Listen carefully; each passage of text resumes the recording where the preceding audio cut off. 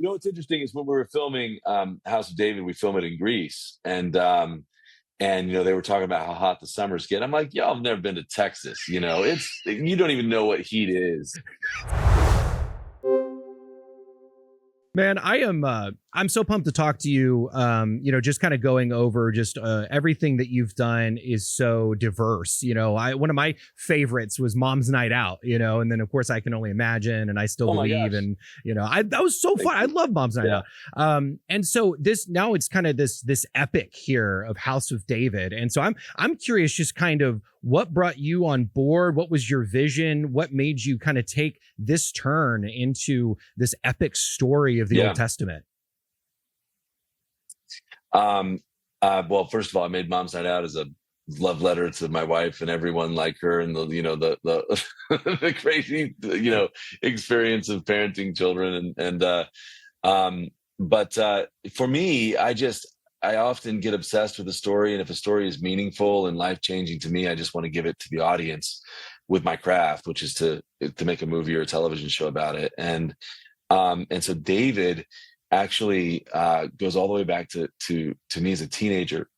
I was 16 years old, and I went to Israel with my dad, and with a camera that he bought me, that with money he did not have, and I just got captivated by David, by this original hero's journey. He's like the first Luke Skywalker in a way, and I just fell in love with the story. And a lot of my career with the movies that you mentioned was trying to earn the respect and ability to tell his story. And so the films were wildly successful, many of them, which I'm very grateful for. And it really afforded us this moment.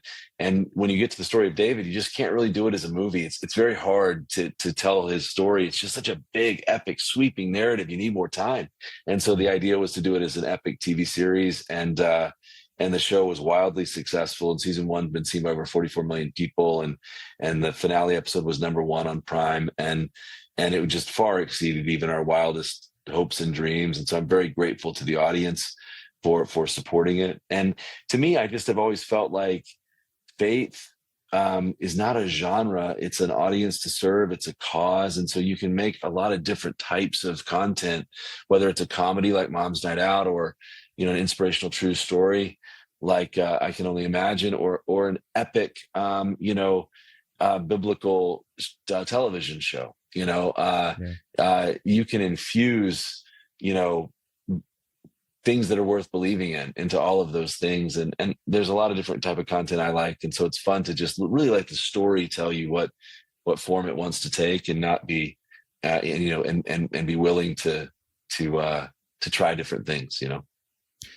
How has this changed your view? Like something you'll never see in the same light on whether the research or whether you afterwards you saw it, in its finality of seeing it come to life, and you're like, I never knew that about David, or I never thought about it in this way until I saw the actors portray it. How have you walked away changed after this?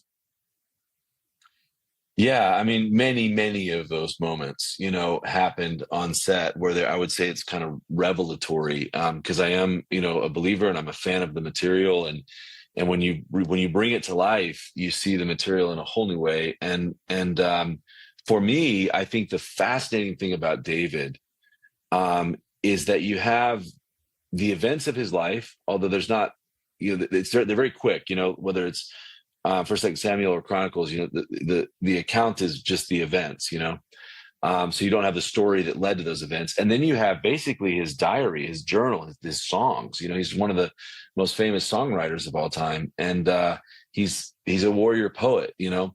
And so when you dramatize it, you read the Psalms in a whole new way. When you dramatize the life he lives, and then you read those words, they just take on a whole new meaning. And so for me, that has been the thing for me that's really special. And one of the things that Michael, who plays David, brought to it is he is a musician. We found him on Broadway, and he really was adamant about singing the songs in Hebrew.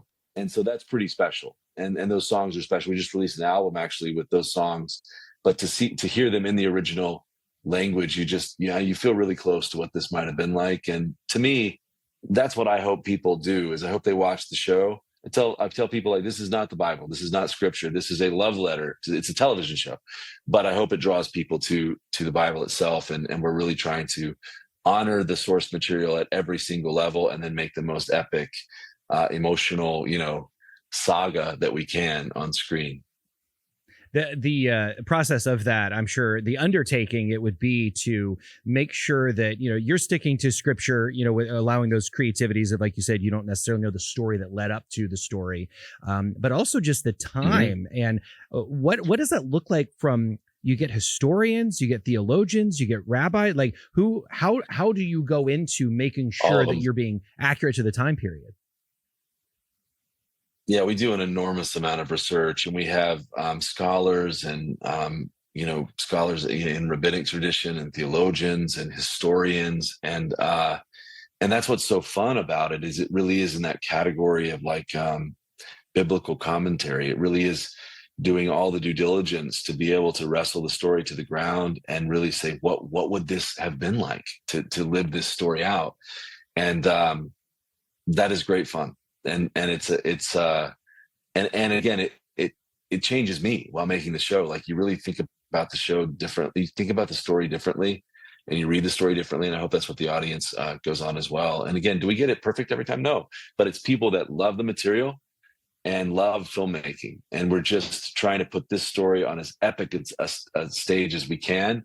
And it's fun to be a bit of a sleuth. I heard this term from Ken Burns, emotional archaeology, where you're taking what's there, which is fairly limited in terms of the events, and then you're piecing it all together to then tell an emotional story of this is what it would have been like to live this out.